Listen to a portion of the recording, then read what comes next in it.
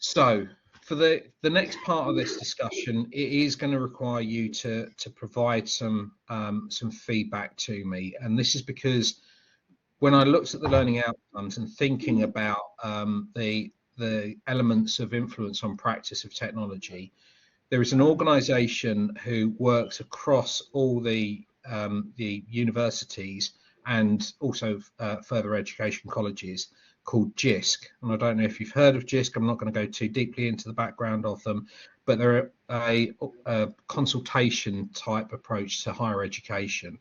And over the last number of years, they've been working on a project called Beyond Blended. And this was really starting to think about blended learning and how the use of technology supporting learning varies. So as you see here, and I'll read out the description. So the Beyond Blended project, which the university is now part of, is helping curriculum teams consider the pedagogic differences between in-place and online learning and the need to balance flexibility with specific needs of students.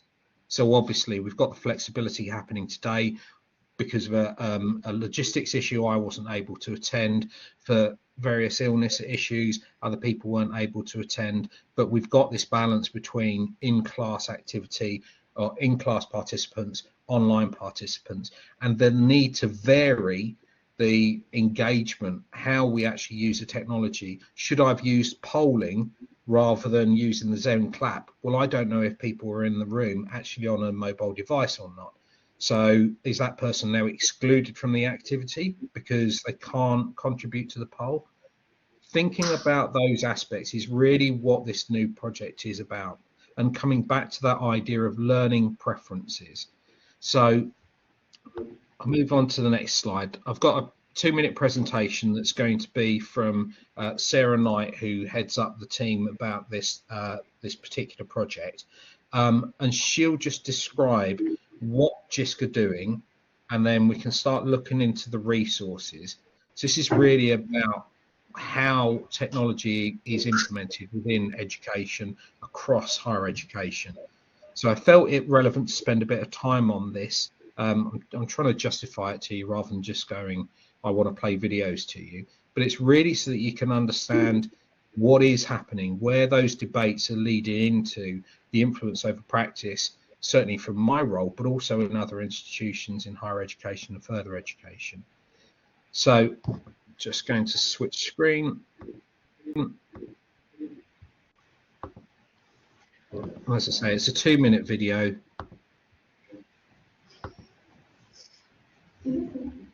Okay, and should be able to hear. So just taking that into representation, and we are creating, these are draft mock posters that Sheila McNeil has developed. But what we wanted to do was also try and show the ways in which students are learning and what might be happening. I'm speaking to you, with you in front of me. I have got our delegates online, but as well as listening, as well as being in this space, you may have a presence in another space as well. Some of you may need to be keeping your phone on to check any messages or emails in relation to your students or other aspects of the campus. Some of you may be actually messaging someone in Teams at the moment in terms of a work query or making a comment. So when we're in the physical space, we are also having a presence in an online environment. And of course, thinking about our delegates online today, they may be, sitting on their couch with a cup of coffee. They may be also having other applications open that they're engaging with, and likewise for our students. So we just need to be thinking about those conversations that we're having when we are thinking about designing our learning for our students. And of course, thinking about what we were saying earlier around the online spaces, there is not just one online space. We used to think of that as, oh, they're just in our VLE. Well, perhaps they never were anyway, but the virtual learning environment, I think, has certainly evolved in terms of that environment, incorporating all different types of platforms, tools and technologies that are in there. Online collaboration boards, lecture recordings are also things that are being interacted with in a very different way. So, okay. So just stop sharing at that point. So hopefully that's given you an idea of what it is that Jisc are trying to do. So moving from the concept of, let's go there, moving from the concept of blended learning between the stuff that we do in the digital space and the stuff that we do in the physical space. And so is this you sitting and taking notes maybe in a lecture compared to you posting comments to a Padlet? And thinking about the variety. This is broadening out, again, similar to the Universal Design for Learning guidance on the individual. What is the individual doing in those digital online spaces? And how are we supporting students in that? So there are some resources which they've produced. And so you saw that they had some images there. We've got the latest versions, and if it's okay, what I'd like to do in a short while is to share those with you and for you to give some feedback. How might we use these? So it's less about the technology implementation, but it is focused on how we're using technology in education and raising awareness of it. Okay, so that's the first thing I'd like you to contribute back to me, if you'd be able to. The next stage, and obviously the other thing I've tried to do is bring all these current projects, these debates, into a presentation so that that presentation is available to you on Nile in case it's something of interest to you, if it's something that might help with an assignment or just clarify your knowledge, or as I say, just out of pure interest. So the next part that there is a video link, but I won't go to it, is thinking about blended learning in the form of place, platform, pace, blend, flex, and support. So I won't read these to you, but again, when we are in a short while going to be going through and having a look and giving some feedback, is this useful for you? I mean, I could ask you now if anyone's happy to contribute. When you think about blended learning, is this kind of structure you're thinking about, or was it more focused on maybe one here, which is most learning has both in place and online, synchronous and asynchronous elements? Was that our only understanding of what blended learning is? I could ask over to you, David, thinking about those particular phrases. I think at risk of simplifying it, I think during the pandemic and post-pandemic, we kind of simplified learning to on campus or online, even though as an institution, we tried to move towards a more blended approach beforehand. And I think now we are, I think we're still blend as such. But aspiring to get more flex kind of into the tasks and so on. Yeah. But the big thing here is about the independent side of learning, I think, on courses, you know, and actually the expectation of students to work independently outside of like face-to-face sessions, and that if that learning doesn't happen, it then has an implication on the next face-to-face session, if you're assuming certain things happen or not.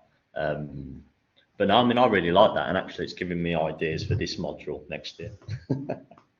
Well, that's going to be great to incorporate into the feedback, because that's the type of thing that Jisc are trying to say. How might we use these 6 pillars? Is it just because we have a discussion about how is it that you're using technology to support the students? Have you considered this idea of the flex? Because again, the flex is not about learning styles. The flex is about learning preference or learning availability or opportunity, because people may not be at the same time and pace as other people within the module. But was that? Can I ask a quick question? Yeah. If I was to give you the option every week to do this hybrid, so meaning that I'm here every week in the classroom, but you can sign in to be online, would you always be online, or would you come some weeks and just see? Yeah, alternate. You'd alternate. And what would inform your decision about alternating? I think that's it actually in reflection. But if like I can't attend or like I'm busy or do something that I feel like, especially if it's like, so for example, on Mondays when you have one lecture 9 to 11 and that's finished, like if I had the option to stay online, I need to do something, I would rather do that and come in for this 2 hours. Yeah. But you can. Yeah, I'd probably come in unless there's a reason I can't come in, I probably would. Yeah. There's just there's other things. Yeah. So, yeah. How would you feel about learning in session when some people are online? Well, I do. Okay. Like we're doing it right now. Yeah. I just think, but the expectation would have to be very clear around, although we're in session, we can still have our, laptops on, the collaborating space on, so you can also engage with the students who are online and so on. Okay. Yeah, lots of ideas. Thanks, Jim. That's all right. And I want to go back to what I was saying earlier about your contribution. So there is a Padlet here, but it's for you to decide if you want to, if you feel that you want to contribute, if you want to do it in the session or you want to do it outside the session. So thinking about how we provide you multiple means of engagement, you can raise the question, you can raise your hand and then add a comment into the chat. There's no reason why someone in the room couldn't be on Collaborate and then be chatting to the people who are online, so that you've then broken that barrier between the platform and actually allowed there to be this blended conversation, blended cohort, blended feeling that we all belong here. We've not two separate populations of student learners. Some who are in the room because David's present, they feel that they're getting a better quality of experience just because physically they're in the room. But we have to make sure that we are providing you with the best learning experience, so that it's not, hang on, why is David showing us a 20-minute video or Jim showing us a 40-minute video, pausing it every now and again to say, what do you think about that? No comments, right, let's move on. Is that the level of learning that we're thinking about? I would say no. That's transmission of content with a facilitator rather than actually active learning, which comes back to the university's approach to active blended learning. The idea that you wouldn't be just doing blended learning, which is you can get the lecture in class or online, there may be a video of it, but it's about the technology that's the blend. The active was always intended to be active participation in the learning process, giving students the opportunity to put what you've learned into some kind of practical activity, which is where we'll move on to the next part of this, which is to look at, these are digital resources. Can you come up with some ideas? Would you be willing to share some ideas with me about, do you find these useful? Is it important for you, as David's saying, maybe in addressing, well, what is independent study? What am I meant to be doing? Should I be able to have my phone here and be on social media at the same time I'm on a session listening to this? Well, I'm okay, because as long as I'm understanding the basics, I can rewatch the video another time. And that being your preferred learning approach, rather than the university saying all mobile phones off, cameras on, all those horrible things that we heard, the story from the pandemic about ways that technology was being used to force presence, not engagement. I want to see that all my students are here. It's a very different thing. And actually, we know that there's going to be students who are going to be seeing this and we're not present anymore. As in, we're not available to give them instant feedback, instant responses. So again, I'm trying to give you some insight into the current debates, into the current ways that things are being expressed and explained as far as blended learning, to see that universal design for learning mixed in with the technology and with the opportunities that artificial intelligence provides gives us more opportunity for different learning patterns to happen depending on the preference of the student. And that's such a different thing from learning styles. It's really about being flexible to the ways that you are able to engage with your learning. So the next slide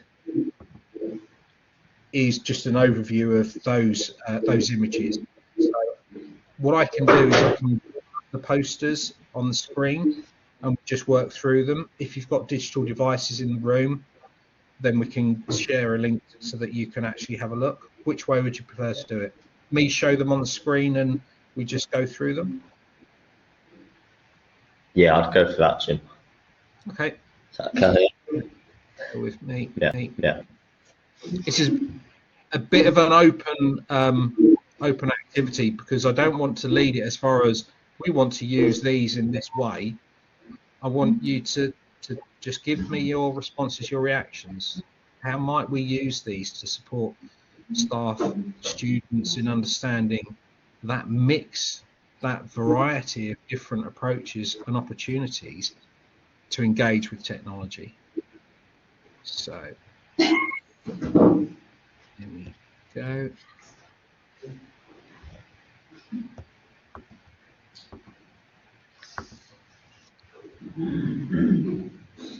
There we go. Okay. So you can see the first one.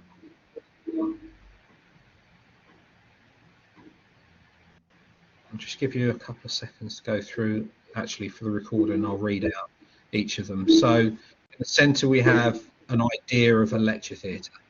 So someone at the front of the class who is then broadcasting information out. The question here is, where am I during a live lecture on campus? So am I answering live quiz questions? So that could be something that we're doing as a poll. It could be something that we're doing as a Padlet. Am I online taking notes, or am I using some kind of digital media to engage with that, to maybe make some notes and say, we don't agree with Jim about learning styles. I'll have to have a look at that link later. Are we asking if anyone else is confused? Are we using kind of back channels to be open and honest about, I really don't know what he's talking about. I don't know how this relates. I don't see why this is important. And actually sharing that opportunity to say, no, I am on the right path. As a learner, I should be in here. So you don't have the sense of imposter syndrome, which is something I saw in the esports students, that they felt that there was a particular way that university should be, and that's not the way that they've learned. That's not the way that they thrive in the learning environment. So actually, can we adjust that? Shared groups based on the VLE. Have we got that opportunity to use the VLE to have those conversations? Online checking out resources and links. So the links I've been sharing with you, some of the people online may have been using those. So I've just broadly described each of those categories. These are posters. Is there any ideas? Anyone got any suggestions of how these might be useful for staff, for students? Do you agree with these? Do you connect to them? Like the ideas around when you're in lecture, you know, do you have live quizzes? Do you spend most of it checking social media? I mean, they're interactive, but... Yeah. Is there anything that's missing? I mean, the thing is, it's obviously talking about, I think, you know, what we have here is very different to that, because that's basically a lecture dictator. And in a lecture dictator, you don't, you know, if you, in somebody in this class, if they don't understand something, they often teach you straight away, and the teacher will tell them, what's going on, well, it's explained to you. In a lecture theatre, you can't do that. It is a different piece altogether, a lecture theatre. Yeah. So in some ways, that, I would say, yeah, it doesn't compare, I don't think, to what is at this university. What's the next of this? You get learning disability, yeah. You know, like in there's usually kind of tiered seating and there's a lecturer at the front, whereas we have much more kind of workshop-y approaches. Personally, I do, yes. I think that for lecture, you should be in a lecture room. For seminar, you should be in a room like this. Why? I feel like when you're in a lecture Can you hear this, room, Jim? Yeah. it's more like If you could tilt the mic towards it. That would this could be serious, so. No, but I don't feel like this is serious, and I feel like this reminds me of secondary school. Like, I came to university having the idea that I was going to be a lecturer, and I felt that kind of adds more, because in fact the expectations that are not met also brings down the seriousness of something that you don't like to see. But sometimes expectations are just from dominant normative narratives that you're not actually questioning. Okay, so do you, if you're coming to university to learn as a big kind of idea, are you going to learn more in lectures or seminars? Okay, and actually for some people the formal kind of idea of a lecture theatre is terrifying. Yeah, and actually makes them not want to go, whereas a more kind of informal environment like this, where people can arrive and come and go and ask questions and so on, might be more accessible. I think that the conversation here, Jim, is very much about, we don't really have lecture theatres here at Northampton. Yeah, that was the biggest concern that we had about using these as a resource, that they do have that basis that, well, we don't teach in that. The idea of active blended learning and the reason why the Waterside campus was built in the way it was an intentional way to have a student-centered approach, and that meant that there had to be small group teaching where there can be that building up of trust, belonging, the associated aspects of learner-teacher relationship, rather than it being large number of people in a single space, a transmission of the information to those students, and then the expectations that the students will all be able to make notes of those that they can then learn from in consolidation afterwards. That But just really was. Yeah. What Wendy's said is that there's also an expectation that university should feel different to secondary school or college. Yeah. Where is the step having up in the education experience? A big lecture theatre would feel markedly different to that. So actually, maybe it's not about one way or the other way. It's about, because I know where I'm an external examiner, they have lectures and then they go into breakout seminars to discuss you can't really tell whether it's a seminar or a lecture. It's all in the same environment setting. Okay. Yes, so the expectations are clearer when you're in a lecture theatre compared to when you're in a seminar room. Whereas here, because we're always in our smaller environment, sometimes it's a lecture, sometimes it's a seminar, and sometimes it's a mixture of other things. Okay. Yeah. So that element of place and being in a place of learning that is, right, I'm in a lecture, I know how to study, because that has been something that we are very aware of, going back to the imposter syndrome, almost that no one told me how to take good notes. Should I write down everything that's being said, or and is it just rote learning? Am I just repeating back what you've told me? I'm not actually sharing an understanding of it, I'm just sharing the knowledge of it. I know what a thing is. I don't understand how it works, but I know what a thing is. So that relationship was an intentional aspect as well, that there was that opportunity for you to be able to stop the class if it's appropriate and facilitated in the correct way, and say, I don't understand that, can you just repeat that? Whereas that can be lost in the lecture theatre, because this comes back to what I was talking about earlier. I think the taught curriculum, the learned curriculum, and the applied curriculum. So because the first step of applying anything is learning it. Okay. Yeah. Are we going on to the next one? Yeah, absolutely. So where am I during a live lecture? Off campus. So we've got that currently happening. So it may be that you're at home caring responsibilities or whatever reason it may be. And then asking, and we can see there probably is going to be a difference. The anonymity, the ability to have the camera off, have the microphone off. It may be that you're checking your social media. It may be that that's for entertainment purposes, or it could be that it's related to family situation. But as long as you are engaging with answering the live quiz questions. And this comes back to how much of an involvement in the learning process do students have? Do you see that the learning is something that's happening to you? So as long as I'm in the room and the person is talking, I am taking notes. I'm not really applying it, but I am engaging with it. But actually, I need some tasks afterwards. If I'm not taking notes online, if I'm not going into the VLE, then is it just that I'm listening, watching along, but I'm not actually consolidating that learning? So do we build opportunities as educators to use the technology, to put those opportunities in, to allow engagement after the session, deep dive if that's a particular area you're interested in, clarification of a principle that was covered in a couple of minutes, but you were confused, but you didn't feel that you could reach out and speak to anyone else online when you're at home, and trying to think about how you use that technology to engage with your own learning. And that it comes back to that question of the step up to university. And I would be interested to know from the people present,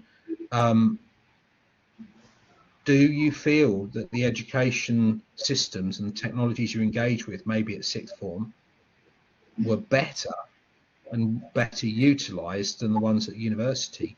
Do you almost feel that coming into the university, sometimes it can feel like a tech downgrade because we're not using polling as much, we're not using these technologies that you've experienced before? Is there anyone who'd like to talk on that? Did you use much tech at college? No, it's the same as what mine was. Tech, college was like secondary school, sixth form. Yeah, and what sort of tech then? Was it polls and things like that, or? No, it was literally just a house next to and we were there. Oh, okay. So yeah, not really interactive tech, not much experience, just PowerPoints, death by PowerPoint. Mm. Yeah. Like writing lines, I was like getting punished or something. Mm.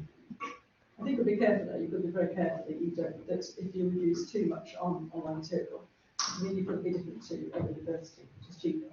So rather than coming to a physical building, I mean, I could have chosen to a university, or I chose to come here because I know that actually I'm in that interaction and I'm able to speak to. Yeah. So I think there's Back to learning preferences, isn't it? well, it is. This is, yeah, no, but this is obviously a physical university. Yeah. We'll be very careful when sort of like a physical university is going to embrace technology, that they don't remove the difference between them and open university, because these students will think, I'm not going to pay that much money for something effectively that's far too similar to open university. I think there's a balance to be had, because you come here, you pay more, because you do get teachers in person, and you do get to share with other students. So, Yeah, I mean, we learn a lot. I mean, I know I've learned loads from these students. Yeah. Loads. And I wouldn't have done that if I, that's why I wanted to come here. I mean, you know, I've also known people around me at home, but when I've come here, I've learned so much from these guys. I really have. And I would not have had that if I don't have university. It would not be the same. We don't, you know, they don't. I don't think they've probably chatted to me in the same way. I just been the face of an older person online. Yeah, I mean, we do deliver purely online courses as well. But that's the choice people are making in their book. That this is kind of, you know. Yeah. But there's, I think with the technology side, and this is where I try to come from, a big part of this module is broadening tech skills, because going into professions, there's a certain kind of expectation around digital literacy. Yeah. Yeah. You've also got to be able to, but I suppose where I also have got to be socially good and be able to relate and speak to many different people. Yeah. So yeah, you need the technical side, but you also need the social skills as well. Yeah.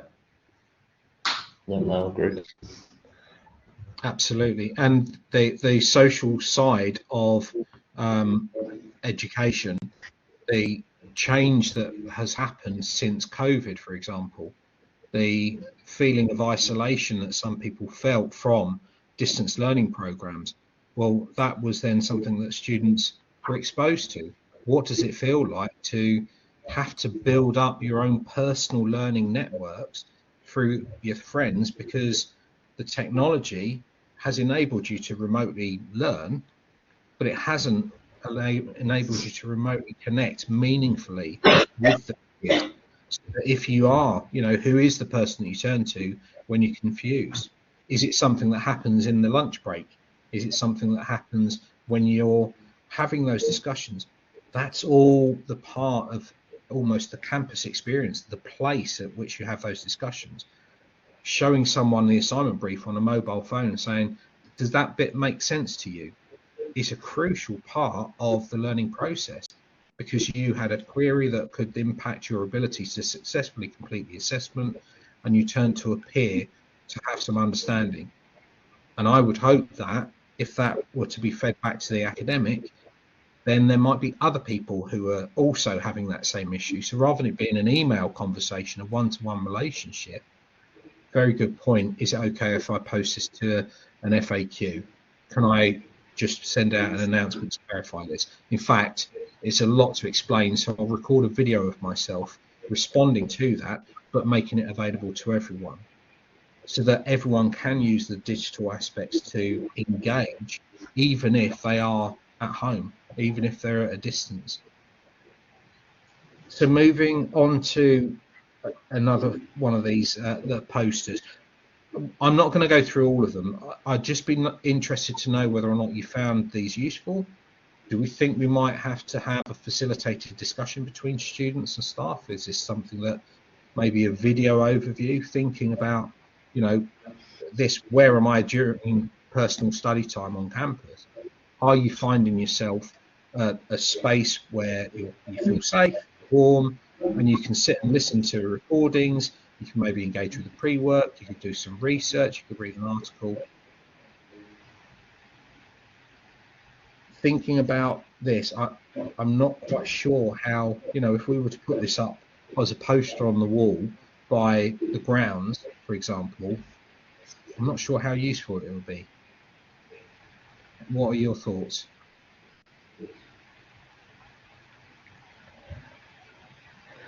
Do you all know where you study best and learn best?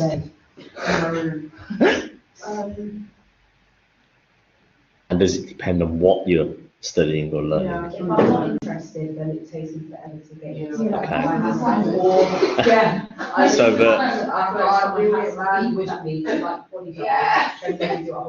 But there needs to be a hook, kind of an interest that gets you there. So for example, you've just done an essay for this module.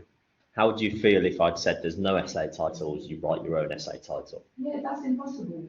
Why is it impossible? Why am I writing my own essay title? Because you know what the learning outcomes are. No, but I'd rather have an essay so I know what I'm writing about than just... Well, you're writing about technology. I mean, if you gave me maybe like a pointer, like, oh, you could do it like this, I feel like I'd go wild. Yeah, but I also feel like I'd lose track. Okay. Because I know what my brain's like, it's a bit of a messy place, so God knows what I've come up with. For example, open assignment is basically like talk about policy, like the fact I don't know what policy I'm doing is just I don't want to do it, because there's nothing to. Yeah, there's no. I don't feel it. But this is where, if I was to say write your own essay title, I'd say right, what potentially what have been your experiences of technology? What would you like to do in the future? And actually, where does technology sit with that? Do you want to kind of develop your own understanding around it? Because if you don't, well, that's on you, not me. We're doing a module around technology, but bringing different experiences and different ideas to it. But I also understand that not having an essay title, when you're so used to being given essay titles, can sometimes be a big shift, if you know what I mean. It can also be a barrier. They'll be finding when I've worked with other people, use a case of just giving them a sentence starter, and then they'll just fly. And in some ways, the title like is a bit like a sentence starter. And I think that can make a massive difference. I think, research, then they have all the knowledge and capabilities to say. Yeah. But without that sentence starter, there's a complete block and a barrier. So I think if you were going to say, right, choose these are the outcomes, I think you'd have to be very mindful. For some students, they need that sentence starter, otherwise it's going to be a variable. Yeah. And that's very, very typical of version students as well. So without it can be great for the students because actually it's sort of like overwhelming and executive functions and all these different things. So yeah, without that, so you have to be very, very mindful that for some students that work beautifully. But it wouldn't be a framework into the, like, this is how you develop an essay title. Think about, X, Y, and Z. But even then, some of them may And all that, yeah. Otherwise, you could have like the whole, that could be, as I said, it shouldn't always be a case that students have to work much, much harder. I mean, because that's what that word you see. You've got to be very careful. Yeah, but also back to the point of the risk of saying this is your essay title, is then you disinterest the student straight away. They go read it and go, well, I don't know that. Well, what Wendy Morton, what I heard Wendy say is that she's not sure which policy, so possibly she just needs more guidance in finding a policy of interest stuff. Yeah. It's also much not the actual whole topic, it's she doesn't know what policy she's doing, therefore. So to me, that's kind of where I would start with, okay, you're not sure what policies, what interests you, what policies you like. Which comes back to the interest, Which comes back to the, So, and also the fact that some students see a bit more guidance than others. Okay. And when you're saying you're coming back to the interest, I instantly thought there were no unicorns. It's that thing of what is I know the process. I know I've got to do all these things, but for some reason I haven't been sparked the interest. Yeah. What's the hook? What's the purpose? Yeah. Why should I be invested in this thing? And what David is describing is something we would say, well, we don't know what you'll be interested in, so we'll give you complete freedom to choose the area. But in doing that, that gives you that difficulty of, but I don't know if I'm doing the right things, if I'm on the right lines, and am I meeting those learning outcomes in the way it was intended. It's just fascinating. Yeah. That's it. But that's similar to what we do with the dissertation, because that's exactly what we do. Because dissertation will be us choosing what we want to go further. And actually, and the idea is to introduce it, because we have quite a lot of guidance around assignments. Other subjects have very little guidance. And sometimes I think students come unstuck at level 6 of their thesis because they've been so reliant on guidance. So I'm trying to kind of test the waters really with, actually, could this potentially next year be an essay title 3 assignment, saying to students, this is why it's happening, because this is coming next year and this is your first kind of attempt at developing something that you're interested in. So again, that comes back to purpose and making students realise see value in the process. Yeah, which again.